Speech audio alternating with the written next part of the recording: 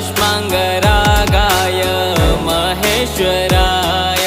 नित्याय शुद्धाय दिगम्बराय तस्मै नकाराय नमः शिवाय नित्याय शुद्धाय